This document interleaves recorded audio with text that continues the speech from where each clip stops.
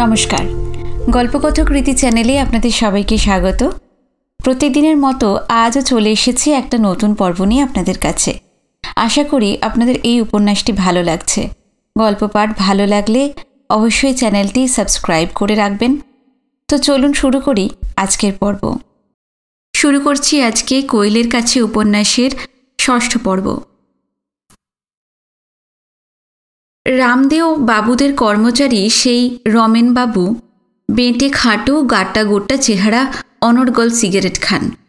সেদিন আমার বাংলোর সামনের পথ দিয়ে সাইকেল চালিয়ে জবটুলিয়াতে যাচ্ছিলেন।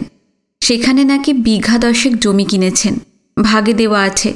গেঁহু কেমন হলো তাই তদারক করতে যাচ্ছিলেন। বাঁশ কাটা কাজের সময় একসঙ্গে আমাদের দিনের পর দিন ঘন্টার পর ঘন্টা কাটাতে হয়েছে। ভারী মজার লোক। এই এক ধরনের মানুষ। এদের পিছু টান বলে যে কিছু আছে তা বোঝার উপায় নেই, হয়তো সত্যিই নেই। পরিবেশের সঙ্গে মানিয়ে নেওয়ার ক্ষমতাও এদের অদ্ভুত। এই রকম লোকই জঙ্গলে পাহাড়ে এই ধরনের কাজ তদারক করতে সক্ষম। মুখে হাসি লেগেই আছে। পথ চলতে দেহাতি ছেলে মেয়ে বুড়োর সঙ্গে দেখা হলো তো দু একটা হাসি মশকরার কথা বলছেন। তারা দুলে দুলে হাসছে। রমেনবাবু আবার সাইকেল চালিয়ে চলেছেন। এদের তুলনায় সত্যিই আমরা মাখনবাবু। অসম্ভব কষ্ট সহিষ্ণু এই রমেনবাবু। রোদে জলে গায়ের রং তামাটে হয়ে গেছে। রমেনবাবুকে বললাম, ফেরবার সময় দুপুরে আসবেন, কিন্তু খাওয়া দাওয়া এখানেই করবেন। ভরপেট খেয়ে কি সাইকেল চালিয়ে এত দূর যেতে পারবো মশাই? রমেনবাবু বললেন। আমি বললাম, আর যে যেতেই হবে এমন তো কোনো কথা নেই, এসেছেন তো জমিদারি দেখতে। উনি বললেন, যা বলেছেন, জমিদারি বটে। বেশ ভালো খেতে পারেন ভদ্রলোক। প্রচুর শারীরিক পরিশ্রম, পাহাড়ের স্বাস্থ্যপ্রদয়িনী জলবায়ু, এইসব মিলে বেশি না খাবার কথা নয়। আমি আজকাল যা খাই শহুরে লোকে দেখে অজ্ঞান হয়ে যাবে। আমার রামধানিয়া রমেনবাবুকে দেখেই দণ্ডবৎ হয়ে প্রণাম করে বলল, সেলাম পালোয়ান বাবু। মানে বুঝলাম না। শুধুলাম, আপনার নাম আবার পালোয়ান হলো কবে থেকে? রমেনবাবু মুখে ভাত দিয়েছিলেন, হাসতে হাসতে ভাত ছিটকে পড়ল। বললেন, সে আর বলবেন না মশাই, সে এক ইতিহাস। তারপর উনি খেতে খেতে ওনার পালোয়ান হবার গল্প বলতে লাগলেন। ডালটনগঞ্জে প্রথম চাকরি নিয়ে এসেছি। মাইনে বেশি পাই না, টাকা পয়সার বড়ই টানাটানি। টাকা পয়সা রোজগারের শর্টকাট মেথডগুলো তখনও রপ্ত হয়নি। একটা লং মেথড মাথায় এলো। আমি বললাম, মানে? উনি আবার শুরু করলেন, বাঁশ কাটা কুলিদের দলে 2 জন রং রুট ছিল। একজনের বাড়ি দাঁড়ভাঙা জেলা, অন্যজনের ছাপড়া। দুজনেই চেহারাই একেবারে দশাসই। দেখলেই মনে হয় প্রফেশনাল কুস্তিগির। ওরা দুজনেই রামসিং আর দশরথ নতুন এসেছিল। বাইরের লোক দূরে থাকুক, আমাদের কুলিরাই ওদের ভালো করে চেনে না। একদিন ওদের দুজনকে পাঠিয়ে দিলাম ছিপাদোহর। সেখানে তখন মালদেও বাবুর কাজ হচ্ছিল। ছিপাদোহর হয়ে রেল লাইনটা ডালটনগঞ্জ এসেছে। ছিপাদোহর থেকে সামান্যই রাস্তা। তখন ফার্স্ট ক্লাসেরই ভাড়া ছিল বোধহয় 1 টাকা। দশরথ আর রামসিংকে ছিপাদোহরে পাঠিয়ে দিয়ে লাল নীল ব্যাংক পেপারে প্যাম্পলেট ছাপিয়ে দিলাম 2 জন পালোয়ানের ছবি দিয়ে। প্যাম্পলেটে বলা হলো যে পালোয়ান রামসিং ও পালোয়ান দশরথ সিং ভীষণ এক জীবন মরণ কুস্তি প্রতিযোগিতায় অবতীর্ণ হবে। 10 দিন পর হাটিয়ার পাশের বড় মাঠে। টিকিট মাত্র 2 আনা। আশ্চর্য! প্রথম 3 দিনে 1,500 টাকার টিকিট বিক্রি হয়ে গেল। তারপরও যখন টিকিট বিক্রি হতে লাগলো তখন আমার ভয় করতে লাগলো। এদিকে রামসিং আর দশরথ সিং ছিপাদোহরের বাবুদের মোকায়েমের কুয়োতলার পাশে নরম মাটি, নিম পাতা আর হলুদের গুঁড়ো মেশানো আখড়ায় চট ফটাফট করে মহড়া দিয়ে চলেছে। ওদের কাছে 100 টাকা করে প্রাইজ, 1 জোড়া করে নাগরা জুতো, 1 জোড়া ধুতি এবং 1 হাঁড়ি করে হাঁড়িয়া কবুল করেছিলাম। তারা দিন রাত জয় বজরংবলী কা জয় বলে চেঁচিয়ে মেচিয়ে ধাই ধপ্পর করে কুস্তির আখড়া সরগরম করে রাখল। এদিকে প্রতিযোগিতার দিন আসন্ন। আখড়া তৈরি হয়েছে, চারপাশে বেড়া দেওয়া হয়েছে, বেড়ার গায়ে গায়ে কচি শালপাতার ফেস্টুন লাগানো হয়েছে, মহাবীরের নিশান ওড়ানো হয়েছে আখড়ায় একটা লম্বা বাঁশের ডগায়। এখন পালোয়ানেরা এসে পড়লেই হয়। ডালটনগঞ্জ স্টেশনে কি ভিড়! ফার্স্ট ক্লাসের দরজায় দশরথ সিং আর রাম সিং দাঁড়িয়ে মৃদু মৃদু হাসছে। আসবার আগে ওদের দুজনের মাথা মুড়িয়ে দেওয়া হয়েছিল যাতে এখানের লোকেরা চিনতে না পারে। সে হৈ হৈ ব্যাপার। কাঠ বওয়া ট্রাকের মাথায় তাদের দুজনকে বসিয়ে জয় বজরংবলী কা জয় ধ্বনি দিতে দিতে পৃষ্ঠপোষকেরা ওদের নিয়ে সোজা আখড়ায়। আমি হলাম রেফারি। একটা নীল রঙা সুইমিং ট্রাক ছিল, অনেক দিনের পুরনো। হিঁদুতে সাঁতার কাটতাম, সেটা পরলাম আর রামলীলার মেকআপ ম্যানের কাছে গিয়ে ভালো করে মেকআপ নিলাম, ভূষো কালি, সাদা রং ইত্যাদি মেখে, যাতে আমাকে বুড়ো কুস্তিগির বলে মনে হয়। দর্শক তো সবই বাঁশ কিংবা কাঠ, গোলার কুলি। ভেবেছিলাম ধরতে পারবে না। কুস্তি খুব জোর জমে উঠেছে। মাঝে মাঝে আমি হুইসেল দিচ্ছি, ঘন ঘন দর্শকবৃন্দ হাততালি দিচ্ছে। কিন্তু অল্পক্ষণের মধ্যেই ব্যাপার গুরুতর। রাম সিং একটা গুন্ডা ও দশরথকে ধরে এমন আছাড় মারতে আরম্ভ করলো যে কি বলবো। দেখলাম দশরথ হাত নেড়ে রাম সিংকে কি বলল, আর আমাকেও যেন কি বলল। কিন্তু রাম সিং ছাড়ছে না মোটে, ধূপধাপ করে আছাড় চলছে, মেরে ফেলে আর কি। এমন সময় দশরথ আকড়া ছেড়ে দৌড়ে পালিয়ে এসে আমায় জড়িয়ে ধরে বলল, এই রমেন বাবু, ऐसी बात थोड़ी था, हमको नागड़ा ना चाहिए, कुछ ना चाहिए, अरे बाप বলেই ভেউ ভেউ করে কাঁদতে লাগলো। যেই না কথা আর রমেনবাবু বলে আমাকে ডাকা। আমার কুলিদের মধ্যে জগদ্দল বলে যে একটা কুলি ছিল, ভারী শিয়ানা, সে সঙ্গে সঙ্গে মাল ক্যাচ করে ফেলল। চেঁচিয়ে আর সবাইকে বলল, আরে এই তো রমেনবাবু বা, और हमारा दशरथ और राम सिंह बा। দৌড় দৌড় দৌড় দৌড়ে গিয়ে ট্রাকে বসলাম। বসে সঙ্গে সঙ্গে একেবারে স্টেশন। ভাগ্যক্রমে ট্রেন তক্ষুনি ছাড়ছিল, মানে ছেড়ে গেছিলই। সেই অবস্থায় দুজন লাল নীল ভেলভেটের ল্যাঙ্গট পরিহিত অনুচর সঙ্গে নিয়ে লাফিয়ে উঠলাম গাড়িতে। ঘামে ততক্ষণে সব রং গলে গেছে। দশরথ রাম সিংকে গালাগাল করছে, আর রাম সিং দশরথকে গালাগাল করছে। গল্প শুনে আমি হাসতে হাসতে মরি। শুধলাম, ফিরলেন কি করে তারপর আবার? উনি বললেন, তখনই ফিরি। 7 দিন পরে অবস্থাটা শান্ত হলে ডালটনগঞ্জে ফিরলাম। ফিরেই মালদেও বাবুর পদতলে অনুচরদ্বয় সমেত সাষ্টাঙ্গে প্রণিপাত হলাম। মালদেও বাবু খুব হাসতে লাগলেন, বললেন, এই রকম বুদ্ধি ভালো দিকে লাগালে কি হতো। সেই দিন থেকে 50 টাকা মাইনে আমার বেড়ে গেল। অনুচরেরাও চাকরিতে পুনর্বহাল হলো। আমিও মোটা নিট প্রফিট করলাম। অবশ্য কুস্তিগিরদেরও ঠকাইনি। সকলে খেতে চাইলেও একদিন কেচকিতে পিকনিকও হলো। সব খরচা আমিই দিলাম। এইরকম গল্পগুজব করতে করতে খাওয়া হলো। রমেনবাবুর স্টকে আরও গল্প ছিল। তার প্রতিটি গল্পই এমনই মজার। হাসতে হাসতে পেট ফাটে শুনে। প্রায় দুপুর 2টো অবধি রইলেন রমেনবাবু। তারপর আবার সাইকেলে চড়ে পাহাড়ি পথে বাঁ হাতে সাইকেলের হ্যান্ডেল ধরে আর ডান হাত নেড়ে নেড়ে, পৃথিবী আমারে চায়, রেখো না বেঁধে আমায়, খুলে দাও প্রিয়, খুলে দাও বাহুডোর, গান গাইতে গাইতে পাড়ি জমালেন। মারিয়ানার কাছ থেকে গোটাচারেক বই আনিয়েছিলাম লোক মারফত। একটি বই নিয়ে বারান্দার ইজি চেয়ারে বসে মোড়ায় পা তুলে দেখতে লাগলাম। আমি কোনো বিশেষ বই চাইনি, কারণ মারিয়ানার কাছে কোন বই আছে কোন বই নেই তা আমার জানার কথা নয়। মারিয়ানা 3 লাইনের সুন্দর একটা চিঠি পাঠিয়েছে বইগুলোর সঙ্গে, আমাকে শিরিনবুরু যাবার নেমন্তন্ন জানিয়ে। জার্মান কবি রিলকের সনেটস টু অরফিউজ খুলতে গিয়েই মারিয়ানার নাম লেখা 2টো সাদা খাম বইটি থেকে মাটিতে পড়ে গেল। খাম দুটিকে তুললাম। মারিয়ানাকে নিশ্চয়ই কেউ লিখেছিল। ও বইয়ের মধ্যে রেখে দিয়েছিল। আমাকে বই পাঠানোর আগে বের করে নিতে ভুলে গেছে। চিঠি দুটি রীতিমতন ভারী ভারী ঠেকল। পরের চিঠি। ভদ্রতার সব রকম মাপকাঠিতেই অন্যের চিঠি পড়া গর্হিত অপরাধ।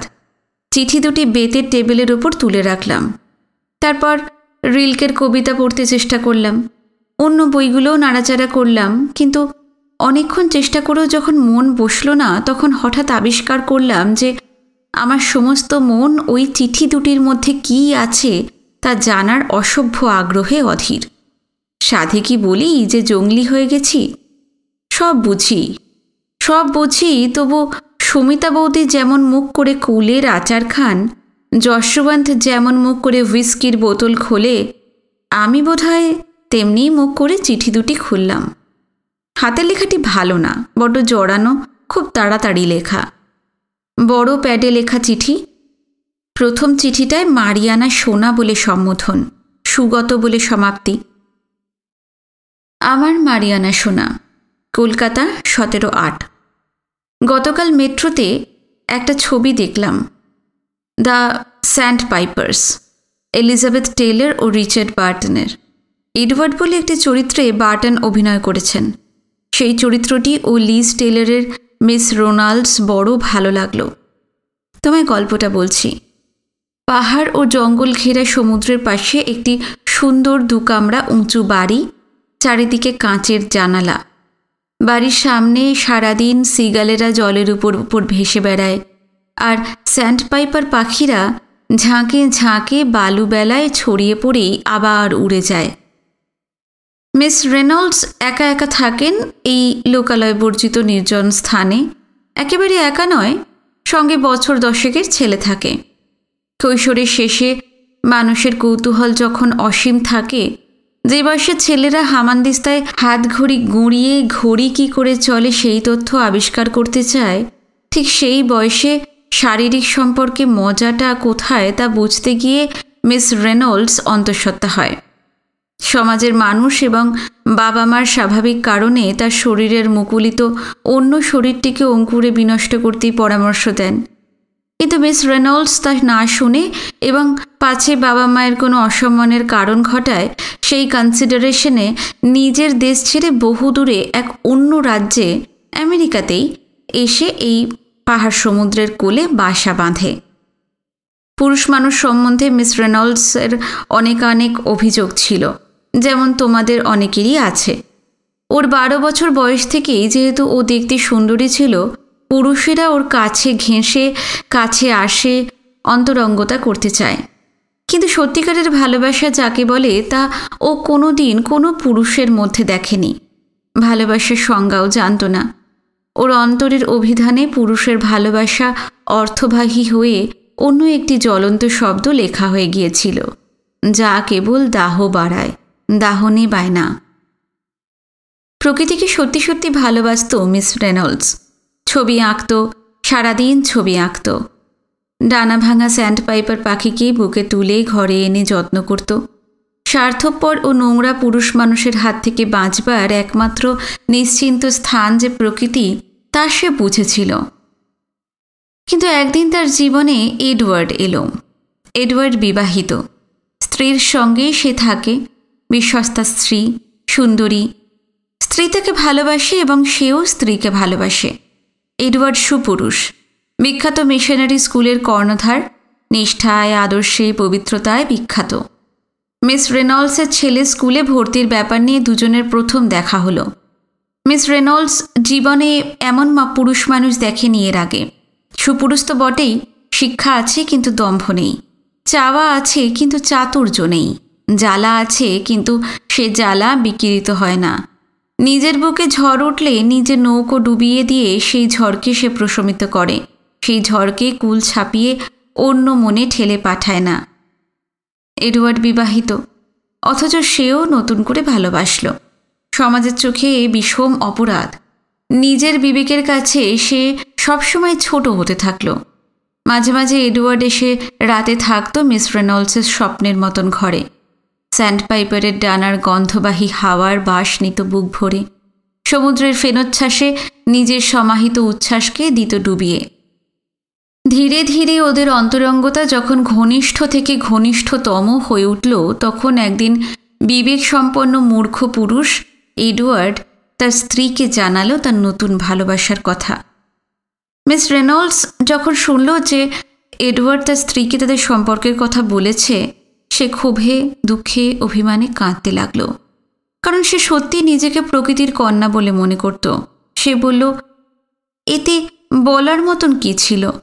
পাপের কি ছিল? একজন পুরুষ ও নারীর মধ্যে গোপনীয় কোনো মধুর সম্পর্ক থাকা কি পাপ? কোনো স্বীকৃত গোপনীয়তা দিয়ে কি এই সম্পর্ক ঢেকে রাখা যেত না? তোমার এই কেমন পাপবোধ, তোমার এই কেমন বিবেক? ন্যায় অন্যায় চেননি? কিন্তু মারিয়ানা, ন্যায় অন্যায়ের বিচার আমার মতো মিস রেনল্ডসের মতন দু একজন পাগল লোকের মত সাপেক্ষ নয়। তোমাদের বদ্ধমূল সংস্কার, তোমাদের বিবেক, তোমাদের সমাজ কিন্তু এডওয়ার্ড যে শাস্তি পাবার যোগ্য নয় তাকে সেই শাস্তিই দিল। মিস রেনল্ডসও শাস্তি পেল, এডওয়ার্ডের স্ত্রীও সেই শাস্তি পেল। শাস্তি কোনো আদালতে হলো না বটে, কিন্তু এডওয়ার্ড অন্তর্দ্বন্দ্ব ও বিবেক দংশনে ক্ষতবিক্ষত হয়ে তার স্ত্রী এবং রেনল্ডস দুজনকেই ছেড়ে চলে গেল। একজন স্বয়মারোপিত বিচ্ছেদ পেল, অন্যজন অন্যারোপিত বিচ্ছেদ। আর এডওয়ার্ড ধর্মপুস্তকের শুকনো পাতা খুঁড়ে খুঁড়ে সোনা খুঁজতে খুঁজতে তার কবরের দিকে এগিয়ে চলল। বুঝলে মারিয়ানা, তোমরা খুব খারাপ, বড় খারাপ। তোমরা যাই চাও না কেন তা ব্যক্তিগত মালিকানায় চাও। মানুষের মনকে যে লক্ষিন্দরের বাসর ঘরের মতন পরিসরে আটকে রাখা যায় না, এবং গেলেও যে তাতে সাপের মতন সূক্ষ্ম শরীরে ভালোবাসার প্রবেশ সম্ভব, তা তোমাদের কিছুতেই বোঝানো গেল না। এডওয়ার্ড চলে গিয়ে হয়তো বেঁচেছিল, আমি চলে না যেতে পেরে মরছি, অনুক্ষণ মরছি। তুমি, আমি, মহুয়া, আমরা সবাই রেনল্ডস, এডওয়ার্ড এবং এডওয়ার্ডের স্ত্রীর ছায়া। অবিকল ছায়া নয়, বিকৃত ছায়া। ছবিটি বড় ভালো লাগলো। দেখতে দেখতে তোমার কথা খুব মনে পড়ছিল। আমার এই একতরফা পরিণতিহীন ভবিষ্যৎহীন ভালোবাসার সমাপ্তি হয়তো কেবলমাত্র আমার মৃত্যুতে। একটা পাগল অবুঝ মন নিয়ে জন্মেছিলাম, সেই অশান্ত অতৃপ্ত মন নিয়েই পৃথিবী থেকে ফিরে যাব। ভয় নেই, তোমার কোনো ভয় নেই। প্রেতাত্মা হয়ে তোমাকে ভয় দেখাবো না, বরং স্বর্গ যদি থেকে থাকে সেই স্বর্গের দরজায় বসে তোমার জন্য অপেক্ষা করব। কবে তুমি জঙ্গলের গন্ধ মেখে রাধাচূড়োর পুষ্পস্তবকে সেজে সেই দারুণ দরজায় এসে দাঁড়াবে, তার দিন গুনব। আদর যেন, ইতি, তোমার সুগত। এরপর পরের চিঠিটা খুললাম। খুলেই পড়তে শুরু করলাম। আমার ভিতরে উত্তেজনা বাড়ছিল, সঙ্গে ঔৎসুক্য। 15/9 কলকাতা। আমার মারিয়ানা, কি বলে যে ধন্যবাদ দেব জানি না। ধন্যবাদ দিয়ে তোমাকে ছোট করতে মন চায় না, তার চেয়ে কৃতজ্ঞতা জানানোই ভালো। কৃতজ্ঞতায় মন নুয়ে আছে। তুমি আজ আমায় যা দিয়েছ তা তোমার কাছে অকিঞ্চিতকর হয়তো, কিন্তু আমার কাছে তার কী দাম তুমি তা কোনোদিনও জানবে না। তোমার কাছে এই দানের কণামাত্র মূল্য থাকলে আমার গর্ব হতো। তাহলে জানতাম বরাবর তোমার কাছে শুধু চাইনি, বদলে কিছু দিতেও পেরেছি। জেনে আনন্দিত হতাম যে আমার কাছ থেকেও তোমার কিছু নেওয়ার ছিল। আমি জানি জীবনের যেসব বড় বড় পাওয়া সমস্ত শরীর মনকে এক স্বর্গীয় দুটিতে ভরে দিয়ে যায়, যার রোমাঞ্চ সমস্ত শরীর সমস্ত সত্তা বারে বারে শিহরিত হয়, সেই সব অনুভূতির স্বীকৃতি দু একটি গল্প লিখে দেওয়া যায় না। হয়তো তার স্বীকৃতি কিছু দিয়েই দেওয়া যায় না। তার চেয়ে নিজের মনে মনে নিজের একাকিত্ব, নিজের শীতার্ত দিনগুলি সেই সব দুর্মূল্য মুহূর্তর উষ্ণতার স্মৃতি দিয়ে আজীবন ভরিয়ে রাখাই ভালো। তোমাকে যতদিন দেখছি তুমি বরাবর আমাকে বলে এলে, তুমি খারাপ, তুমি ভীষণ খারাপ। আমি জানি না খারাপ বলতে তুমি কি বোঝো। আমার সর্বস্ব বিলানো ভালোবাসাটাই কি খারাপত্বর নিদর্শন? যেটা সত্যি সেটা সত্যি। সত্যি সূর্যটাকে চোখের সামনে দুহাত তুলে কি বেশি দিন আড়ালে রাখা যায়? এই সত্যিটাকে স্বীকার করার সম্বন্ধে বোধহয় তোমার কোনো কিছুই করণীয় নেই। এর জন্য তোমার কোনো দুঃখও নেই। শুধু মাঝে মাঝে আমাকে খারাপ বলেই আমার প্রতি তোমার সব কর্তব্য শেষ। দুঃখ যা পাবার তা আমাকে একাই পেতে হয়। এই সূর্যের মতন সত্যিটাকে অনুক্ষণ মিথ্যা বলে প্রতিপন্ন করতে গিয়ে নিজেকে আমি প্রতি মুহূর্তে ছিঁড়ে টুকরো টুকরো করে ফেলছি, অথচ তা তুমি কোনো দিনও চোখ চেয়ে দেখলে না।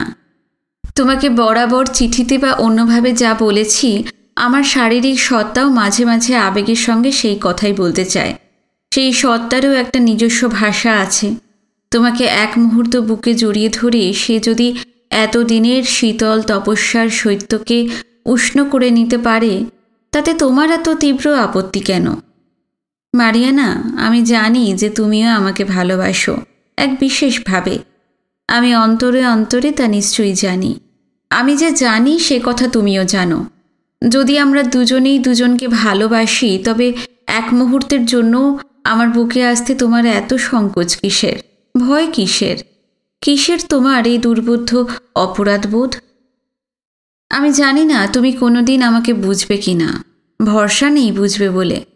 আজ অথবা কাল, শিগগিরই অথবা কিছুদিন বাদে তুমি কাউকে বিয়ে করবে। তখন আমার চোখের সামনে থেকে কত দূরে চলে যাবে তুমি। রাতের অন্ধকারে চিৎকার করে কেঁদেও তোমার সাড়া পাবো না। তুমি তখন তোমার স্বামীর বুকে শুয়ে থাকবে। তোমার স্বামীর সঙ্গে আমি কী রকম ব্যবহার করব আমি তা বুঝতে পারি না। আমায় হাসতে হবে, তার সঙ্গে মিশতে হবে, তার কাছে সব সময় গোপন থাকতে হবে, লুকিয়ে রাখতে হবে আমার এই রক্তক্ষরা বঞ্চিত হৃদয়টাকে। যে মারিয়ানা আমার সব কিছু, সেই মারিয়ানাই সে চিরদিনের মালিক হয়ে যাবে, তার শরীরের, তার মনের, তার যা কিছু আছে সব কিছুর। সে যে কে তা আমি এখনো জানি না। সে তখন আমার সামনে ঘুরবে ফিরবে, আস্ফালন করবে, বীরত্ব দেখাবে, আমারই সামনে বসে আমার সমস্ত সুখ চিবিয়ে চিবিয়ে খাবে, অথচ আমি আমার রাইফেলে হাত ছোঁয়াতে পারবো না। ভাবতে পারি না। জানি না সে আমার চেয়ে কত গুণ ভালো হবে, এবং এই জন্মে কি করলে আমি তার মতন হতে পারতাম তাও জানি না। আমি তো একজন সামান্য মানুষ, সে হয়তো অসামান্য হবে। আমার সমস্ত অসামান্যতা তো শুধু আমার এই অবিশ্বাস্য ভালোবাসারই মধ্যে। জানি না, বিয়ের পরপর সেই মানসিক ও শারীরিক আনন্দের মধ্যে আমার কথা হয়তো তোমার আর মনেই পড়বে না। তবু ভাবি, হয়তো ঘোর কেটে গেলে, 2-1 বছর পেরিয়ে গেলে, তখন হয়তো তুমি বুঝতে পারবে যে তোমার জীবনে সুগত বলে একজন অনেক দোষে দোষী সাধারণ লোক এসেছিল, যাকে তুমি তোমার চোখের অনুপ্রেরণায় একজন মানুষের মতন মানুষ করে তুলতে পারতে, তাকে একজন বড় লেখক করতে পারতে, তাকে তুমিই বাঁচাতে পারতে। সে তোমাকে তার মা বাবা, ভাই বোন, স্ত্রী সকলের চাইতে বেশি ভালোবেসেছিল। তাকে তুমি দুহাত দিয়ে যতই মানা করো না কেন, তবু সে কালবৈশাখী ঝড়ের মতোই একসময় তোমার জীবনে এসেছিল। সে তোমার সমস্ত শরীরে মনে স্বর্ণলতার মতন ভালোবাসার নরম আঙুল ছুঁয়েছিল। হয়তো একদিন এই কথা তুমি বুঝতে পারবে, কিংবা জানি না, হয়তো কোনোদিনই এই কথা বুঝবে না। তুমি যেদিন বিয়ে করবে সেদিন আমি কি করব জানি না। সেদিন আমি এমন কিছু নিশ্চয়ই করব না যাতে তোমার আনন্দটা মাটি হয়, যাতে তোমার অসম্মান হয়, যাতে তুমি অপ্রতিভ হও। অন্তত তেমন কিছু আমার করা উচিত নয়। কিন্তু যখনই সে কথা ভাবি, এখন থেকেই কেমন অস্বস্তি লাগে। সেদিনটার কথা ভাবতেও আমার দম বন্ধ হয়ে আসে। কাল সারা রাত আমি ঘুমোতে পারিনি। সারা রাত কেবল সেই মুহূর্তটির কথাই ভেবেছি, আর ভালো লাগায় ভরে গেছে। শুয়ে শুয়ে তোমার কথাই ভেবেছি। আমি যে অনুভূতিকে আমার পরম সম্মান বলে মনে করেছি, তাকে তুমি তোমার অসম্মান বলে ভুল করনি তো? ভেবেছি আর ভয় পেয়েছি। আমি সজ্ঞানে কোনোদিন তোমাকে অসম্মান করার কথা ভাবতে পারি না।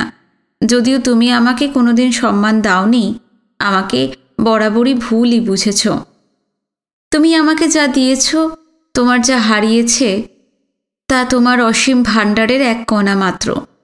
কিন্তু আমার শূন্য ভিক্ষাপাত্র সেই পরশ পাথরের এক কণায় সোনা হয়ে গেছে, সত্যি সোনা হয়ে গেছে। মারিয়ানা, আমার সকলকে শুনিয়ে চিৎকার করে বলতে ইচ্ছে করে যে আমি তোমাকে ভালোবাসি, ভালোবাসি। আমাকে যে যাই বলুক, মারুক, বকুক, আমাকে অপমান করুক, অসম্মান করুক, সমস্ত পৃথিবী আমার বিরুদ্ধে দাঁড়াক, তবু আমি তোমাকেই ভালোবাসি। তোমাকে আমি সমস্ত পৃথিবীর সমস্ত ভালোবাসা দিয়ে ভালোবাসি। প্রতিবারের নিঃশ্বাসের সঙ্গে আমি তোমায় নতুন করে ভালোবাসি। ইতি, তোমার সুগত। পুনঃ তুমি শিরিন বড়ু পৌঁছাবার আগেই হয়তো আমার এই চিঠি সেখানে পৌঁছে তোমার অপেক্ষার পথ চেয়ে থাকবে। চিঠি দুটো পড়া শেষ করে বাংলোর হাতায় চেয়ে ভাবছিলাম যে মনে মনে আমি আদৌ এই আকস্মিকতার জন্য তৈরি ছিলাম না। যা শুনেছি মারিয়ানার টুকরো টুকরো কথায়, তাতে ভদ্রলোকের আপাত দৃষ্টিতে দুঃখ পাওয়ার মতন কিছুই নেই। শিক্ষা আছে, স্বাস্থ্য আছে, অর্থ আছে, যশ আছে, বিশ্বস্তা ও সুন্দরী স্ত্রী আছে। তবুও কেন দুঃখ, এত দুঃখ? কে এর জবাব দেবে? টরি বস্তিতে ভালো দুর্গাপূজা হয়। রুমান্ডি থেকে জঙ্গলে জঙ্গলে একটা রাস্তা লাতেহার গিয়ে পৌঁছেছে। লাতেহার থেকে টরি জিপেও সে পথে অত্যন্ত কষ্ট করে যেতে হয়। সুমিতা বৌদি ফিরে এসেছেন, তাই ঘোষদা অষ্টমী পুজোর দিন ভোরবেলা বৌদিকে নিয়ে রুমান্ডিতে এলেন। যশোবন্তকে আগেই খবর পাঠিয়েছিলেন বৌদি। যশোবন্ত এসে হাজির হল। কলকাতা থেকে বৌদি আমার এবং যশোবন্তের জন্য ধুতি ও তসরের পাঞ্জাবি বানিয়ে এনেছেন। বললেন, চান করে এসে পড়ো, আজ সকলে বীরাষ্টমীর অঞ্জলি দিতে যাব টরিতে, চাঁদোয়া টরি। যশোবন্ত সম্বন্ধে আমার কাছে ঘোষদা যতই বুলি কপচান না কেন, বৌদির কাছে একেবারে চুপ। ঘোষদা যেন স্ত্রৈণ, শুধুমাত্র সেই জন্যই নয়, সুমিতা বৌদির এমন একটা ব্যক্তিত্ব ছিল যে উনি যা করেছেন তা যে খারাপ কখনো হতে পারে তা কারোর পক্ষে মনে করাই অসম্ভব ছিল। আমি আর যশোবন্ত জগাই মাধাই দুই ভাইয়ের মতন চান করে ধুতি পাঞ্জাবি পরলাম। যশোবন্ত বলল, আরে यार मैं चल नहीं सकता धोती पहन के, आज हमारा नाक की टूट जाएगा। বেশ দেখাচ্ছে কিন্তু যশোবন্তকে, কাপালিক কাপালিক, রিজু অর্জুন গাছের মতন শরীর, মাথায় লাল সিঁদুরের ফোঁটা। বৌদি পরিয়ে দিয়েছিলেন গতকালের ডালটানগঞ্জের পুজোর সিঁদুর। সকালে আমরা শুধু 1 কাপ করে চা খেলাম। বৌদির নির্জলা উপবাস অঞ্জলির আগ পর্যন্ত। যশোবন্ত ধুতি হাঁটুর উপর তুলে জিপের স্টিয়ারিংয়ে বসল। জিপ ছাড়ার আগে আমার বন্দুকটা নিয়ে পিছনের সিটে আমারও ঘোষদার মধ্যে দিল। বৌদি সামনে বসলেন। আমাকে যশোবন্ত আগে থাকতেই বারণ করেছিল যে ঘোষদা বৌদিকে সেদিনের সেই গুলির ঘটনার কথা যেন না বলি। ঘোষদা যশোবন্তকে বললেন, অঞ্জলি দিতে যাচ্ছ, আবার বন্দুক কিসের? মায়ের কাছে যাচ্ছ, তাও কি একটু শান্তসভ্য হয়ে যেতে পারো না? যশোবন্ত ঘাড় ঘুরিয়ে বলল, আজ যে মহাষ্টমী ঘোষদা, মা যে শক্তি দেয়নি, আজ বীরের দিন, মার কাছে যাচ্ছি বলেই তো বন্দুকটা নিলাম। আমরা ভারী চমৎকার অঞ্জলি দিলাম টরিতে। এক অন্য কাগজ কোম্পানির ফরেস্ট অফিসার মিহিরবাবু ওখানেই থাকেন। তার সঙ্গে আলাপ হলো। অঞ্জলির পর তার বাড়িতে চা জলখাবার না খাইয়ে ছাড়লেন না। ভারী ভালো লাগলো এই পুজোর পরিবেশ। এই পুজো অনাড়ম্বর আন্তরিকতায় পরিপূর্ণ। কলকাতার অ্যাম্প্লিফায়ারের কর্কশ চিৎকার নেই, বিকারগ্রস্ত ও ন্যাক্কারজনক কুৎসিত অঙ্গভঙ্গি নেই।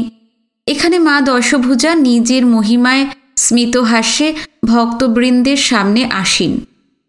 লাতেহারে এসে কাছারির সামনে পণ্ডিতের দোকানে এক প্রস্থ মিষ্টি খাওয়া হলো। তারপর আবার রুমান্ডি।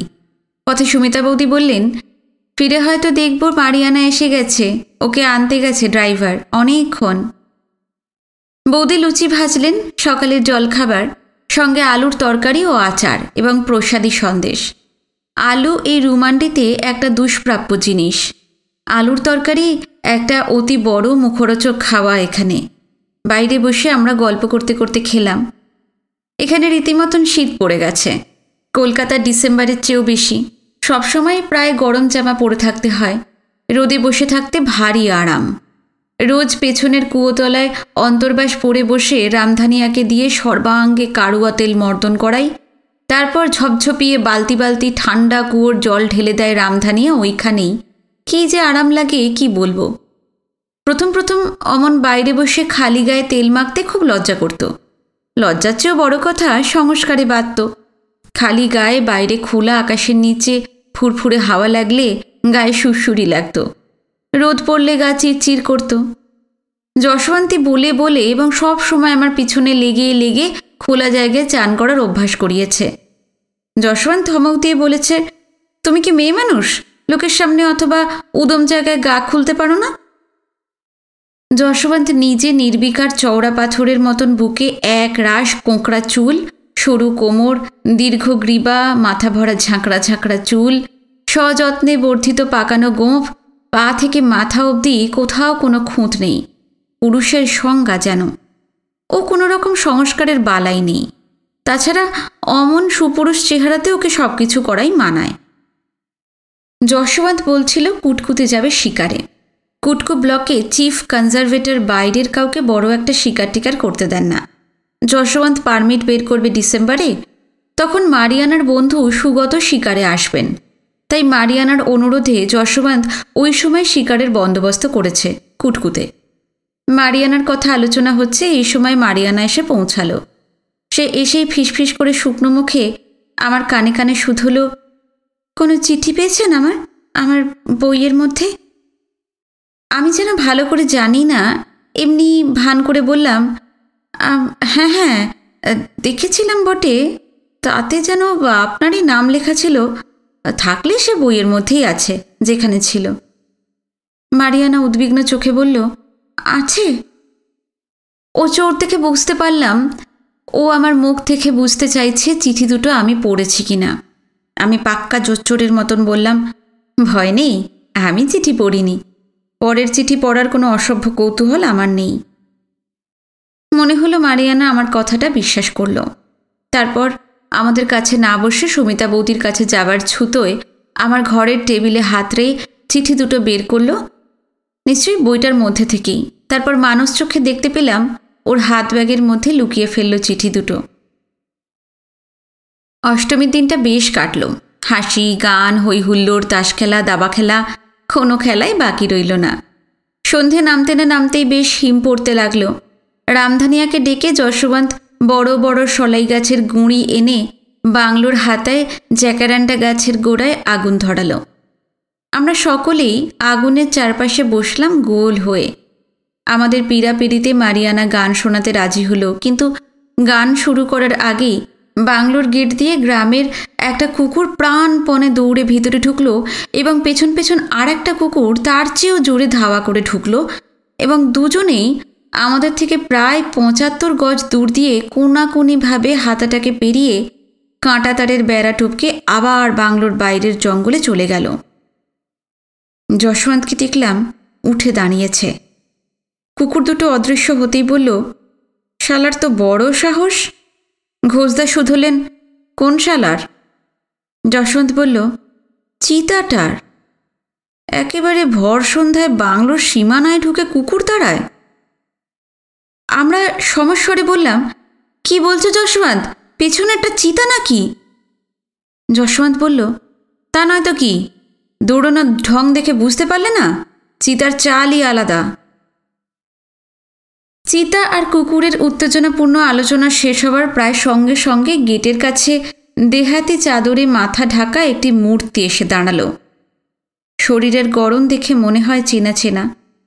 এমন সময় চিতাটা যেমন করে কুকুরটাকে তেড়ে গিয়েছিল, প্রায় অমন করেই যশবন্ত লোকটার দিকে ধেয়ে গেল এবং তাকে ধাওয়া করতে দেখেই লোকটাও ঊর্ধ্বশ্বাসে সুহাগী গ্রামের দিকে দৌড়ল। কিন্তু যশবন্ত বোসের সঙ্গে দৌড়ে পারে এমন লোক এই তল্লাটে বেশি নেই। একটু গিয়েই যশবন্ত মোড়ের মাথায় লোকটাকে ধরে ফেলল। তারপর চাদর মোড়া অবস্থায় তাকে রাস্তার ধুলোয় ফেলে সমানে লাথি, কিল, চড়, ঘুষি মারতে লাগল। লোকটি আর্তস্বর শরতের রাতে বন পাহাড় মথিত করে তুলল। গলার স্বর শুনে মনে হলো ওই টাবরের ছেলে আশোয়া। কিন্তু হঠাৎ যশবন্ত এমন করে মারছে কেন? আমি দৌড়ে গেলাম, কিন্তু ফলে দু একটা ঘুষিও খেলাম। তাকে থামাই আমার সাধ্য কি? এমন সময় সুমিতা বৌদি এসে যশবন্তকে প্রায় আক্ষরিকভাবে জড়িয়ে ধরলেন এবং সেই ফাঁকে আশোয়া মাটি থেকে উঠে চাদরটা কুড়িয়ে নিয়ে অলিম্পিক স্প্রিন্টারের গতিতে সুহাগী বস্তির দিকে পালালো। সুমিতা বৌদি বললেন, কি হলো যশবন্ত, লোকটাকে অমন করে মারছিলে কেন? যশবন্তকে খুব উত্তেজিত দেখালো। ও বলল, বলবো না, কারণ ছিল বলেই মারছিলাম। আমাকে কিছু না বললেও বুঝলাম সেদিনের সেই গুলি ঘটিত ব্যাপারে ওর কোনো হাত ছিল। ও হয়তো জগদীশ পাণ্ডেতের ইনফর্মার। জুম্মান রাতে পোলাও রেঁধেছিল, পোলাও আর পাঁঠার মাংসের লাব্বা, সঙ্গে তক্কর, রায়তা বানিয়েছিলেন বৌদি। জুম্মান সত্যি অনেক পদ রাঁধতে জানে।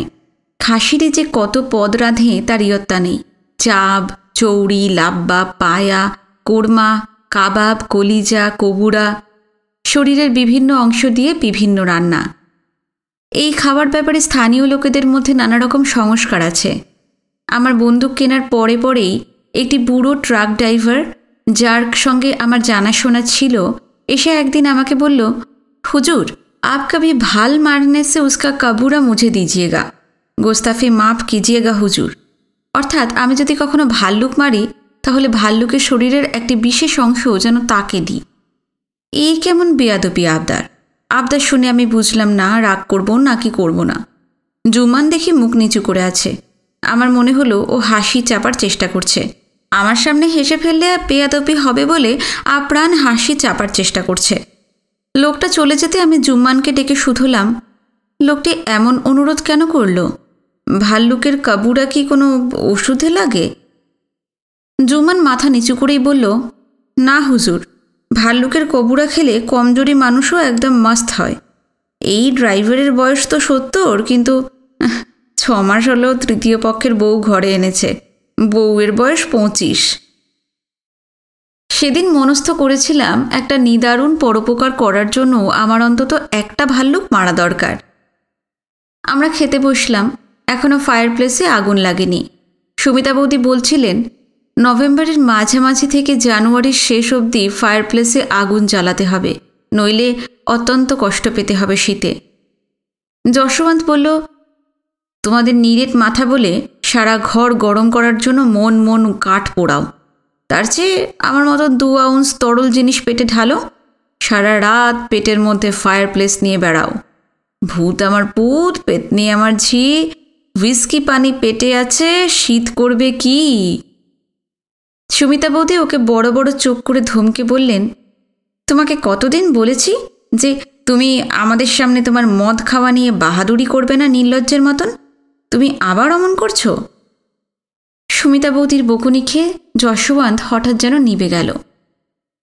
রাতের খাওয়া দাওয়ার পর আমার ঘরে সুমিতা বৌদি আর মারিয়ানা শুলেন, আর আমার পাশের ঘরে 3টে পাশাপাশি ফেলা নেয়ারের চৌপায়াতে আমি, যশবন্ত আর ঘোষদা।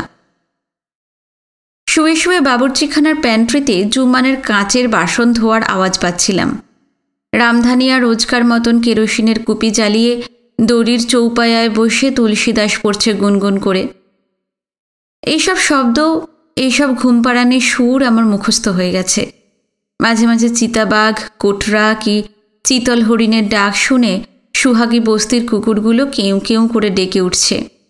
এ পর্যন্ত কোনো রাতে বড় বাঘের ডাক শুনিনি। তবে লোকে বলে নভেম্বর ও মে মাসে বাঘেদের মিলনকালে এখানে সেই ডাক প্রায়ই শোনা যায়। পাশের ঘর থেকে সুমিতা বৌদি ও মারিয়ানার ফিসফিস করে মেয়েলি গল্পের গুঞ্জরণ শুনতে পাচ্ছি। পাশ ফেরার শব্দ, চুরির রিনঠিন, বাংলোর হাতায় শুকনো পাতার উপর গাছের পাতা থেকে টুপটুপিয়ে শিশির পড়ছে তার শব্দও পেলাম। কখন যে চেতন থেকে অবচেতন এবং সেখান থেকে সুপ্তচেতন হয়েছি জানি না। সেই রাতে পোলাও মাংস বোধহয় বেশি খাওয়া হয়েছিল। হঠাৎ ঘুম ভেঙে কেমন দমবন্ধ দমবন্ধ লাগছে। বুক থেকে কম্বলটা সরালাম, চোখটা মেললাম, চেয়ে দেখি আমার ঘরের দরজাটা খোলা। যশবন্ত বাইরের বারান্দায় কম্বল মুড়ি দিয়ে ঠান্ডার মধ্যে ইজি চেয়ারে বসে আছে একা একা। ওরও নিশ্চয়ই শারীরিক অস্বস্তি হচ্ছে কোনো। সদ্য ঘুম ভাঙার শরীরে এমন একটা আমেজ যে ওর সঙ্গে কথা বলে সেই আমেজটা নষ্ট করতে মন চাইছে না। শুয়ে শুয়ে বাইরের তারা ভরা আকাশ দেখতে পাচ্ছি। রাত কত তা জানি না। অষ্টমীর চাঁদ উঠেছে এক ফালি। পাণ্ডুর শিশির ভেজা জ্যোৎস্নায় বারান্দাটা ভিজে রয়েছে। একটা খাপু পাখি ডাকছে সুহাগী নদীর দিক থেকে, আর ঝিঁঝির একটানা গান। দেখলাম যশবন্ত কম্বলের পাটটা খুলে ভালো করে জড়ালো কম্বলটাকে। যে ঘরে মেয়েরা শুয়েছিলেন হঠাৎ সেই ঘরের বাইরের দিকে দরজা খোলার একটা আওয়াজ পেলাম খুট করে। দুটি ঘরের মাঝে যে দরজা সেটি বৌদিরা শোবার সময় ভেতর থেকেই বন্ধ করে দিয়েছিলেন। ঘোষদার নাক এখন বেশ জোরে ডাকছে। সুমিতা বৌদির ভারী চাপা গলা শুনতে পেলাম। এই, তুমি এই ঠান্ডায় এখানে বসে আছো যে? যশবন্ত জবাব না দিয়ে বলল, আপনি এত রাতে বাইরে বেরুলেন যে একা, ভয় করল না?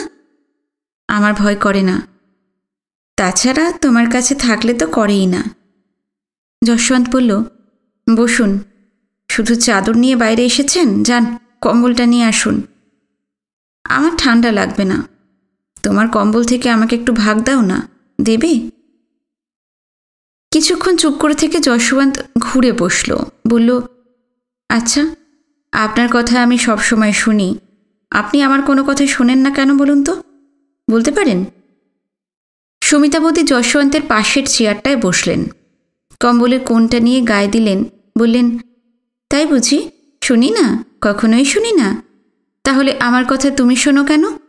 আমি তো তোমাকে আমার কথা শুনতেই হবে এমন কথা বলিনি। যশবন্ত আবার অনেকক্ষণ চুপ, তারপর বলল, আপনাকে ভালোবাসি বলেই শুনি। আমাকে কেন ভালোবাসো? জানি না। আমার কাছে তুমি কি কিছু চাও? জানি না। তুমি জানো না, কিন্তু আমি জানি। চাইলেই তো সব কিছু পাওয়া যায় না যশবন্ত। আমিও কি মনে মনে কিছু চাই না কারোর কাছে? আমি জানি, আর ভগবানই জানেন। আমরা মেয়েরা আমাদের সব চাওয়া চোখের তারায় বই বেড়াতে পারি, কিন্তু হয়তো ছেলেরা তা পারে না। তোমার মতো ছেলে তো তা পারেই না। আমি সব বুঝি যশবন্ত, সবই বুঝি, কিন্তু কি করব বলো? ভগবানকে সবসময় বলি, ভগবান আমাকে জোর দাও, আমি যেন কারোর কাছে ভিখারিনীর মতন কিছু চেয়ে না বসি। থামুন তো, আমার সামনে আপনাদের ভগবানের কথা বলবেন না। শালাকে একদিন দেখতে পেলে হতো, রাইফেলের তাক কাকে বলে দেখাতাম, শালাকে হার্ড নোজড বুলেট দিয়ে ঝাঁঝরা করে দিতাম। মেয়ে মাত্রই ন্যাকা, আর আপনিও নিজেদের ঘুঘু পাখির মতন কলজে নিজেরা পয়লা নম্বরই স্বার্থপর। আপনাদের পক্ষেই নিজেদের খুশি মতো ভগবানের নামে সব কিছু চালানো সম্ভব। এই আমি আপনার বুকে হাত রাখছি, বলুন তো, বলুন এবারে আপনার বুকের মধ্যে আপনি কি শুনছেন? রক্ত ছলাৎ ছলাৎ করছে কিনা বলুন। এর মধ্যে ভগবান শালার কি করার আছে আমি জানি না। আপনারা ভারী ভণ্ড, মিথ্যুক আপনারা। একটা মেয়ের চেয়ে একটা মাদি চিতাবাঘকে আমি অনেক বেশি শ্রদ্ধা করি।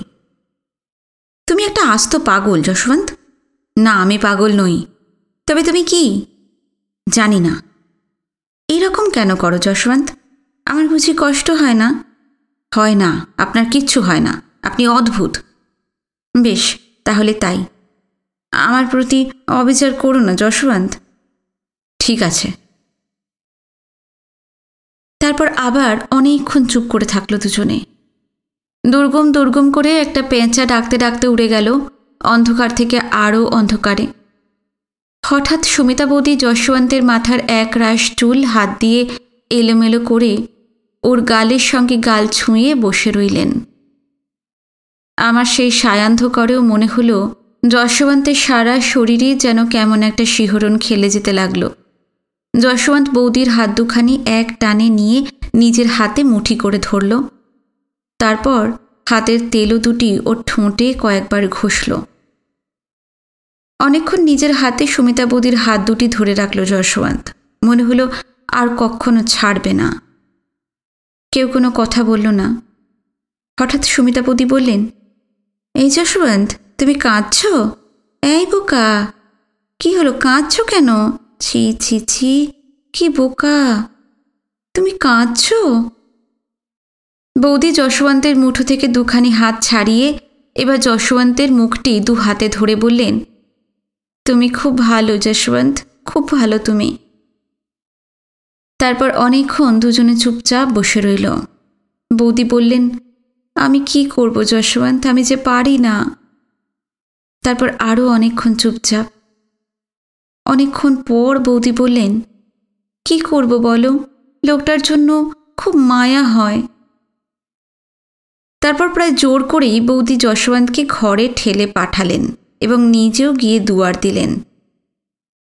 যশবন্ত এসে দরজা বন্ধ করে শুয়ে পড়ল। পাছে আমি জেগে আছি ও জানতে পায়, তাই তাড়াতাড়ি চোখ বুজে ফেললাম। যশবন্তের মতো ছেলেও কাঁদে, এবং এমনভাবে কাঁদে যে ভাবা যায় না। এখানে আসার পর থেকে কত কি শিখলাম, দেখলাম। আমার জীবন কোনোদিন বৈচিত্র্যময় ছিল না। সাহিত্যে অনেক নায়ক নায়িকার দেখা পেয়েছি, পড়েছি, কিন্তু কখনো আগে বুঝতে পারিনি যে নায়ক নায়িকারা দূরের কি কল্পনার লোক নয়। তারা সকলেই আমাদের চেনা লোক, যাদের আমরা চোখ দিয়ে পরশ করি, হাত দিয়ে ছুঁই, প্রতিনিয়ত যাদের অস্তিত্ব আমরা অনুভব করি, যারা আমাদের নিজের নিজস্ব জগতের মধ্যেই বাস করে। শক্তিমান লেখকেরা এই নিত্যতার দৈনন্দিনতার ডালি থেকেই জাদুকরের মতো তাদেরই কত অন্যভাবে আমাদের কাছে উপস্থিত করেন। প্রত্যেক ঔপন্যাসিকই নিশ্চয়ই ঐশী ক্ষমতার অধিকারী। রাঙ্কার রামরিত সিংয়ের মাটির দেওয়াল খাপড়ার চালের ভাণ্ডার থেকে চতুর্দিকের উপত্যকা চোখে পড়ে। একটি নদী পাহাড়টাকে জড়িয়ে জড়িয়ে ঘুঙুর পায়ে নেচে চলেছে। খ্যামটার সুর বাজছে যেন পায়ে পায়ে। বল গোলাপ মোরে বল, তুই ফুটিবি সখী কবে, বল গোলাপ মোরে বল। আমরা যেদিন এসে পৌঁছলাম তার আগের দিনই বাঘে মরি করেছে পাহাড়ের নিচে নদীর পাশে। এক ওঁড়াও চাষার ফুটফুটে দুধসাদা দুধেল গাই মেরে দিয়েছে বাঘে। আমরা পৌঁছেছিলাম সকাল 9টা নাগাদ। পৌঁছনো মাত্র একবার মরিটা দেখতে পেলাম। ভাণ্ডার থেকে প্রায় 15 মিনিটের পাকদণ্ডী পথ। ঝর্ণাটার কাছেই কতগুলো পুটুস ঝোপের আড়ালে গরুটা পড়ে রয়েছে কাত হয়ে। দুধের বাঁট দুটো খেয়ে নিয়েছে আর পিছনের নরম অংশ। গলার কাছে দুটো পরিষ্কার ফুটো। মনে হলো কেউ যেন ড্রিলিং মেশিন দিয়ে ড্রিল করছে। বাঘটাকে ধরেছিল এখান থেকে কম করে 400 গজ দূরে। বিকেলে যখন চড়ে বেড়াচ্ছিল সেখান থেকে এত দূরে টেনে এনেছে। কোথাও ছেঁচড়ানোর দাগ আছে, কোথাও তাও নেই। যশবন্ত চতুর্দিকে নিরীক্ষণ করল ভালো করে। কুলকুল করে ঝর্ণাটাতে এক চিলতে জল বয়ে চলেছে। এই রোদে ভরা আকাশের নিচে দাঁড়িয়েও জায়গাটায় বেশ শীত শীত করছে। গরুটার কাছাকাছি বড় গাছ যা আছে তাতে নিচের দিকে মোটেই মাচা বাঁধার উপযুক্ত ডাল নেই। যেখানে ডাল আছে তা অনেক উঁচু। যশবন্ত আমাকে বলল, তোমার অত উঁচু থেকে গুলি করতে অসুবিধে হবে, তার চেয়ে মাটিতেই বসবো। মাটিতে বসে জানোয়ার দেখতে অনেক সুবিধে, গুলি লাগাতেও সুবিধা। আমি বললাম, তা তো সুবিধা, কিন্তু প্রাণটা বেরিয়ে যাওয়ারও তো খুব সুবিধা। যশবন্ত বলল, প্রাণ বেরোনো অত সোজা নাকি? আমি বললাম, তোমার জগদীশ ভাইয়ের গুলির হাত থেকে বেঁচেছি বলে কি বাঘের হাতেও বাঁচব? যশবন্ত বলল, এখানে কথা বলো না অত। বাঘ তো বেশি দূরে যায়নি, ধারে কাছেই আছে, ঘুমুচ্ছে। বেশি চেঁচেমেচি শুনলে বিরক্ত হতে পারে। গাছের নিচে ভিজে স্যাঁতস্যাঁতে মাটিতে বাঘের পায়ের দাগ দেখলাম। আমারও হুইটলি সাহেবের বন্ধুর মতন my God, he is the daddy of all the granddaddies বলতে ইচ্ছে করল। বাঘের থাবার ছাপ দেখলেই মাখনবাবুর বুকের ভিতরটা কেমন কেমন করে। নিরীক্ষণ করে বোঝা গেল যে বাঘ নদী পেরোয়নি। নদীর যেদিকে গরু আছে সেই দিকেই ফিরে গেছে। অতএব ধরে নেওয়া যেতে পারে যে বাঘ যে পথে গেছে সেই পথে ফিরে আসবে। বেশ বুদ্ধি করে নদীর পাশে যশবন্ত একটা গর্ত খুঁড়ল। সেই ওঁড়াও চাষা আর নিজে মিলে আমাকে একটা ছুরি দিয়ে বলল, বেশ দূর থেকে কয়েকটা করঞ্জের ঝাঁকড়ার ডাল কেটে আনতে।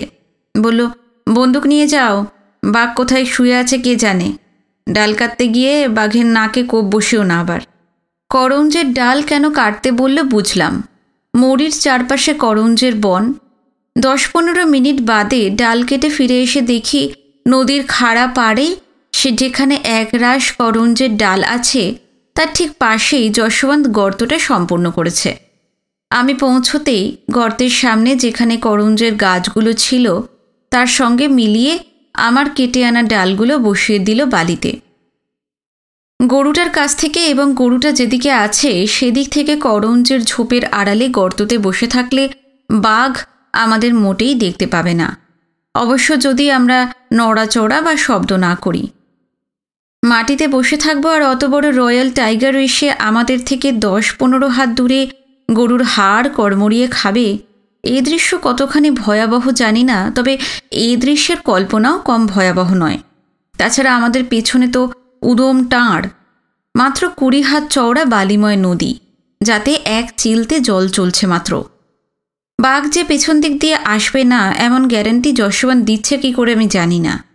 অবশ্য বাঘের পায়ের দাগ দেখে যশবন্ত যা সাব্যস্ত করেছে সেটাই সম্ভাব্য ও ঠিক বলে মনে হলো। বিকেল 4:30 নাগাদ এনামেল করা মগে 1 কাপ করে গরম চা কৃপণের মতন রয়ে শোয়ে খেয়ে, ভালো করে গরম জামা কাপড় পরে এবং 2টো দেহাতি কম্বল এবং একটি ছোট নারকেলের দড়ির চারপাই নিয়ে আমরা গিয়ে পৌঁছলাম মড়ির কাছে। সূর্যের তেজ কমে গেছে, বেলা পড়ে এসেছে। চৌপায়াটা নদীর বালুরেখার পাড় ঘেঁষে পেতে তার উপর কম্বল 2টো বিছিয়ে আমরা বসলাম। রামরিজবাবুর চাকর এসেছিল সঙ্গে, তাকে বললাম, দেখ তো বাবা, উপাস থেকে আমাদের মাথা দেখা যাচ্ছে কিনা। সে অনেকক্ষণ নিরীক্ষণ পর্যবেক্ষণ করে বলল, কুচ্ছো না হ্যাঁ দিখতা হ্যাঁ বাবু, একদম ঠিক কে হ্যাঁ। তারপর সে এবং তার সঙ্গী দুজনে জোরে জোরে কথা বলতে বলতে চলে গেল বস্তির দিকে। বেশ শীত, রোদের তেজটা যত কমে আসছে তত মনে হচ্ছে কার অদৃশ্য হিমেল 2খানা হাত কাঁধের দুপাশে চেপে বসছে। তাছাড়া নদীতে বসেছি, ঠান্ডা যেন আরও বেশি বলে মনে হচ্ছে। কাছেই জঙ্গলের মধ্যে কোনো ফাঁকা মাঠ আছে, তাতে যেন পাখিদের মেলা বসেছে। তিতির আর বটেরের ডাকে বন সরগরম, বনমোরগ ডাকছে থেকে থেকেই। ময়ূরের কেয়া কেয়া রব চতুর্দিকে গধূলিবেলার নিস্তরঙ্গতাকে ভেঙে খান খান করে দিচ্ছে। আমাদের সামনের গাছে একটা সুন্দর বড় নীল আর খয়েরিতে মেশা কাঠঠোকরা এসে বসল। বসেই কাঠ ঠুকতে লাগলো ঠকাঠক ঠকাঠক করে। আস্তে আস্তে সন্ধে নেমে এলো। কোজাগরি একাদশীর চাঁদ উঠতে লাগলো। গরুটার পা শক্ত দড়ি দিয়ে গাছের সঙ্গে বেঁধে রাখা হয়েছিল, যাতে বাঘ এসে টেনে এদিক ওদিক না নিয়ে যায়, তাহলে আমাদের বসবার জায়গা থেকে সম্পূর্ণ দৃষ্টির বাইরে চলে যাবে। সাদা গরুটা পরিষ্কার দেখা যাচ্ছে। এখনো পশ্চিম আকাশের বেগুনি গোলাপিতে মেশা একটা আভা আছে, তবে জঙ্গলে পাহাড়ের পাদদেশে এবং কোলে কাঁখে অন্ধকার নেমে এসেছে। আমরা উৎসুক হয়ে গরুর মড়ির দিকে চেয়ে বসে আছি। উৎকর্ণ হয়ে আওয়াজ শোনার চেষ্টা করছি। বড় জোর 15 মিনিট হলো চাঁদ উঠেছে। এমন সময় হঠাৎ আমাদের একেবারে সোজাসুজি পিছনে একটা নুড়ি গড়িয়ে নদীতে পড়ার শব্দ হলো। যশবন্ত ছিলা ভাঙা ধনুকের মতন মুহূর্তে রাইফেলটা কাঁধে ঠেকিয়ে উল্টো দিকে ঘুরে বসল এবং প্রায় সঙ্গে সঙ্গে নদীর ওপারে জঙ্গলের মধ্যে থেকে 2বার হাউ হাউ করে একটা চাপা গুরুগম্ভীর বিরক্তিসূচক আওয়াজ হলো। যশবন্ত আমাকে ফিসফিসিয়ে বলল, টর্চটা নিয়ে আমার সঙ্গে এসো, আমার ডান কাঁধের উপর দিয়ে ব্যারেলের উপর আলো দেবে। আমার বন্দুকটা কাঁধে ঝুলিয়ে তাড়াতাড়ি জল পেরিয়ে গিয়ে পৌঁছলাম যশবন্তের সঙ্গে। 5 ব্যাটারির টর্চের আলো জঙ্গলময় আলোর বন্যা বইয়ে দিল। সেই আলোর কেন্দ্রে দেখলাম বিরাট ফিকে হলদে রঙা বাঘ আমাদের দিকে পিছন ফিরে হেলতে দুলতে চলেছে। পেটটা প্রায় মাটিতে ঠেকে গেছে। আলোটা গায়ে পড়তেই ভেবেছিলাম দৌড়ে পালিয়ে যাবে ভয়ে, অথবা উল্টে আমাদেরই আক্রমণ করবে। কিন্তু মনে হলো কাউকে ভয় করা বাঘের কুষ্ঠিতে লেখা নেই, বড়জোর এড়িয়ে চলতে চায়। ভাবটা লিভ অ্যান্ড লেট অ্যালোন। 4 কদম গিয়েই বাঘ দাঁড়িয়ে পড়ে মাথাটা নিরুদ্বেগে ঘুরিয়ে আমাদের দিকে তাকালো। একটা প্রকাণ্ড মুখ হলদে সাদায় মেশানো, কপালের কাছটা সাদা, বড় বড় খানদানি গোঁফ। একবার মুখ তুলে তাকালেই বুকের রক্ত হিম হবার জোগাড়। আমি টর্চটা ধরে রইলাম, আর যশবন্ত মুহূর্তের মধ্যে আমার উত্তোলিত ডান হাতের নিচে থমকে দাঁড়িয়ে পড়েই ওর 450-400 ডাবল ব্যারেল দিয়ে গুলি করল। কি বলবো, বাঘটা ওখানেই মুখ থুবড়ে পড়ে গেল। সমস্ত শরীরটা কিছুক্ষণ থরথর করে কাঁপল, তারপর স্থির হয়ে গেল। যশবন্ত বলল, ভেবেছিলাম তোমাকে দিয়ে শিকার করাবো, কিন্তু তা হলো না। ব্যাটা আমাদের একদম বুদ্ধু বানিয়ে দিল। নদী টপকে একেবারে পিছন দিয়ে আসছিল। এ যদি মানুষ খেকো বাঘ হতো তাহলে আর দেখতে হতো না। আমি বললাম, বাঘ কোনো ঝুট ঝামেলা না করলে মরল কেন? তবে যে লোকে বাঘকে এত ভয় পায়? যশবন্ত বলল, গুলি করার আগে পর্যন্ত বাঘের মতন ডোন্ট কেয়ার আয় না দেখি উচ্চ পরওয়ানেহি গোছের জানোয়ার দুটো নেই। মানুষকে বাঘ এড়িয়েই চলতে চায় এ পর্যন্ত, কিন্তু কখনো মানুষকে ভয় করে না। ফলে বুক ফুলিয়ে রাজার মতন আস্তে আস্তে হেলে দুলে চলে, থেমে দাঁড়ায়, মুখ ঘুরিয়ে তাকায়। তাই মাথা ঠান্ডা করে মারতে পারলে বাঘ মারা সব শিকারের চেয়ে সোজা। আর এ যদি চিতা হতো তাহলে দেখতে আলো ফেলার সঙ্গে সঙ্গে কেমন লেজ তুলে দৌড়তো। বাঘ ভাবতেই পারে না যে তার সঙ্গে ইয়ার্কি মারনেওয়ালা কোনো জীব আছে দুনিয়ায়। সেই কারণে আলো ফেলতেই আমাদের ধৃষ্টতা দেখে বাঘ অবাক হয়ে তাকিয়েছিল। সফট নোজড গুলিটা কাঁধে ঢুকে ঘাড় ভেদ করে বেরিয়ে গেছে। চলো চলো, কাছে চলো, দেখাবো। তা না হয়ে যদি গুলি কোনো জায়গায় লাগতো তাহলে দেখতে বাঘ কি জিনিস, আর মানুষ বাঘকে কেন ভয় পায়। ভয় পাওয়ার মতন জানোয়ার সে তো বটেই, আরও কিছুদিন জঙ্গলে থাকো, বাঘ যে কী জিনিস তা জানবার দুর্ভাগ্য নিশ্চয়ই হবে।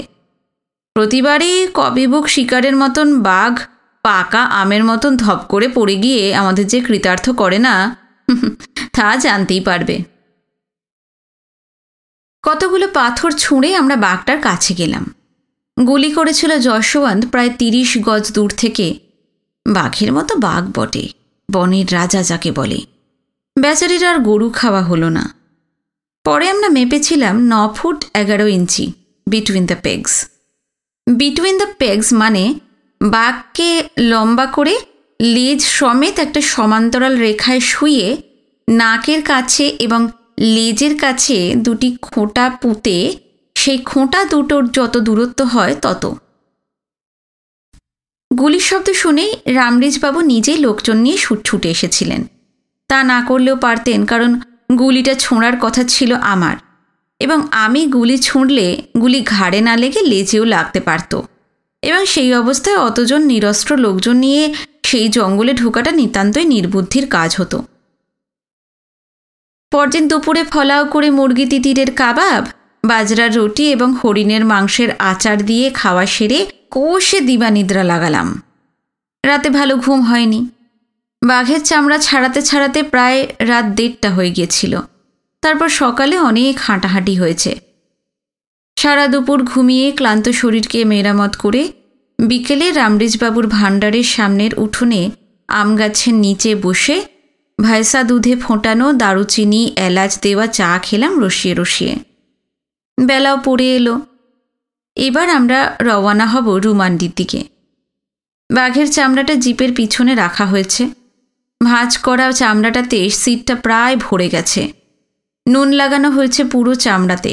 নুনের গন্ধ, রক্তের গন্ধ, বাঘের লোমের গন্ধ সব মিলিয়ে কেমন যেন একটা বদ গন্ধ বেরুচ্ছে। রুমান্ডিতে ফিরে চামড়ার যত্নআত্তি করা যাবে। আপাতত ওই অবস্থাতেই রাখা আছে। যশবন্ত বলেছে এই চামড়াটা কলকাতায় কাথবার্টসন অ্যান্ড হারপারে পাঠাবে ট্যান করাতে। যাত্রাকাল সমুপস্থিত। এমন সময় জিপে মবিল ঢালতে গিয়ে দেখা গেল মবিলের টিন শুদ্ধ গায়েব। এই অজ গ্রামে গভীর জঙ্গলের মধ্যে ওঁরাও গঞ্জুরা কেরোসিন তেলই কিনতে পারে না, তাদের সে পয়সাও জোটে না। তাই চকচকে টিন ভর্তি মবিল তেল কে চুরি করে নিয়েছে কে জানে। কারুয়া তেল ভেবেও চুরি করতে পারে, অথচ মবিল গাড়িতে নেই বলতে গেলে।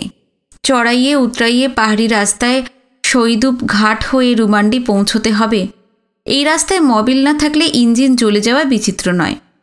রামরেজবাবু খুবই লজ্জিত হলেন, বললেন, এখন কাকে ধরি বলুন তো? ছি ছি ছি, আপনারা সব মেহমান লোক, আর আমার কাছে এসে আপনাদের হেনস্থা। রাগারাগি করতে আরম্ভ করলেন তিনি। সামনে যাকেই পান তাকেই গালাগালি করেন। এমন সময় যশবন্ত তাকে আড়ালে ডেকে বলল যে রাগারাগিতে কাজ হবে না। কিন্তু কি করলে যে কাজ হবে তা আর বলল না। রামরেজবাবুকে ডেকে নিয়ে গিয়ে ঘরের মধ্যে কী সব ফিসফিস করে বলতে লাগলো।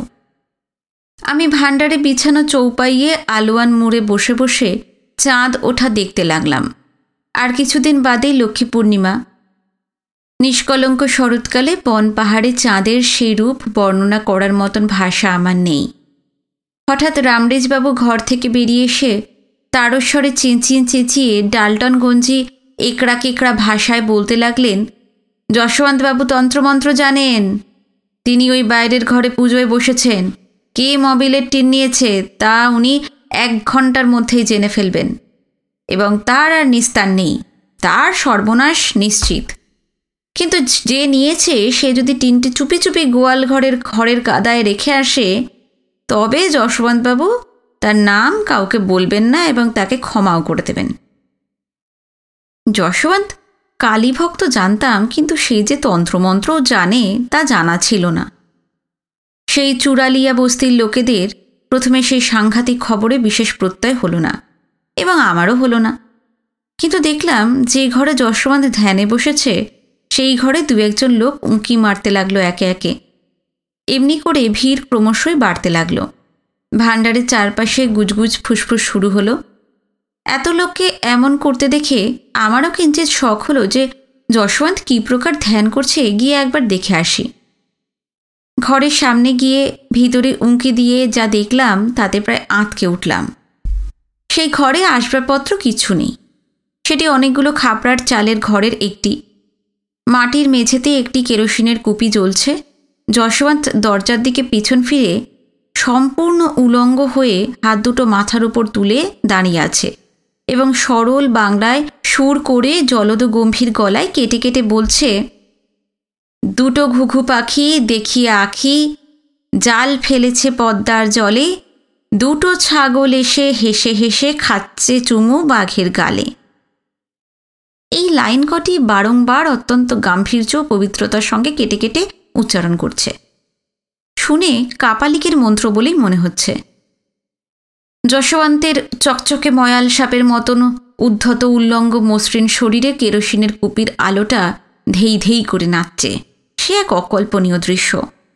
বলা বাহুল্য, ওইখানে যেসব লোক ওই বিভৎস প্রক্রিয়ায় ধ্যান করা দেখছিল তারা কেউই বাংলার বও জানে না। তারা নিশ্চয়ই ভাবছে যে কোনো সাংঘাতিক চোর ধরা মন্ত্র এটা।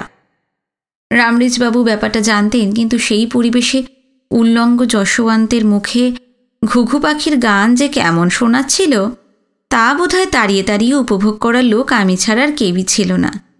হাসবো না কাঁদবো বুঝতে না পেরে পালিয়ে এসে আবার চৌপাইতে বসলাম। একটু পরেই রামরেজবাবুর খাস চাকর চিৎকার করতে লাগলো, একরা টিন মিললই হো, একরা টিন মিললই হো। মোবিলের টিনটা নিয়ে রঙ্গমঞ্চে প্রবেশ করল। ওকে জেরা করতেই ও বলল, একটা লোক এইমাত্র টিনটা গোয়ালঘরের খড়ের গাদায় রেখে দিয়ে পড়ি কি মরি করে দৌড়ে পালালো। একটু পরেই তান্ত্রিক যশবন্ত ধ্যান ভেঙে জামাকাপড় পরে বাইরে এসে দাঁড়ালো। সমবেত ভক্তমণ্ডলী সমস্বরে বলল, বাপ্পা রে বাপ্পা, তুহর গোড় লাগি বাপ্পা। তো আপনাদের কেমন লাগলো আজকের পর্ব জানাতে কিন্তু ভুলবেন না। কমেন্ট করবেন। আমি আপনাদের সব কমেন্টের যথাযথ উত্তর দেওয়ার চেষ্টা করব। যারা নতুন এসেছেন, আজকের পর্ব যদি আপনাদের ভালো লেগে থাকে অবশ্যই চ্যানেলটি সাবস্ক্রাইব করে রাখবেন। আজ এই পর্যন্তই। খুব শিগগিরই নিয়ে আসছি নতুন একটি পর্ব। নমস্কার, সবাই খুব ভালো থাকবেন, সুস্থ থাকবেন।